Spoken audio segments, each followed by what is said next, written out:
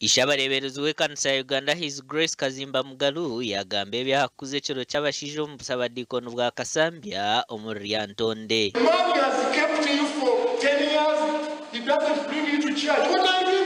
Omwami abadde nawe emyaka 10 aganye okuleeta mu kanisa mugattibwe okyakora kyawo obuseko obugamba ki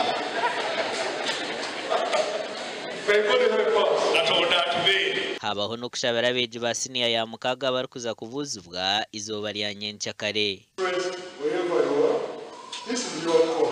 Government yareze program ya PDM but yareze programs nyingi naye because of the mindset tebifudde yo tukaba sente zino zani za Museveni. Abakyala babere ekyokulabirako nga bayigiriza abaana baabwe ab'obuwala n'ab'obulenzi n'abaami n'abagamba babere ekyokulabirako eri famire zaabwe. Senior 6 abagenda okutandika ebigezo olunaku olw'enkya basabiddwa naye ate ne bafuutirwa okusaayo ennyo omwoyo ate era n'abo abali mu buwummula abaana batandise okuwummula bakubiriziddwa tubalabirire bulungi. Omuganda makuru Reverend Canon John Murinda bigwi yahiga abaikiriza okukora ebirungi bakiri omu nsi kibayamba okusigaho izina rirungi baba barigire omu magara g'ensi egi. Reverend Murinda bigwi abanaburira omu kushaba kw'okwijuka abantu abafiire abakoreire ekanisa izina rirungi. Omukoro ogu gwaba hari St Mark Rushozi Church of Uganda omu Rubayo muri Mbarara District. Tegesa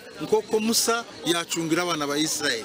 Nikitwegesa nkoko Abrahamu yagabiri nkoko rukura ababiri batunga emyanya kugira ngo abo batora okubiriso bukatandika kunyurwa na mushanjo bwatandika abantu abirizo twantuzuka abakisheri n'ubutukweta abantu abarikwera kubiyo mu kwizuka konkana n'umuntu wakoze ecyo twega mu musinge gume kuhameneka kanisa no kugira ngo cigisa abana bato ngo bakorone umuntu bakundekana ngo nyensya bakijana bo bijukwa babankaho ahubwo haba atari kwijuka kiguma kitiyo kiti abantu tubire kibakuganyirwa mpoko kaba ababizire kusima nimbaho butumwa bwo kugira ngo bagumizemo barinde iki kibakwasibwa. Abantu 12 nubo babana bijuka izoberi aha kanisa egi. Gashakwa Sandeke William na Susan Charisima.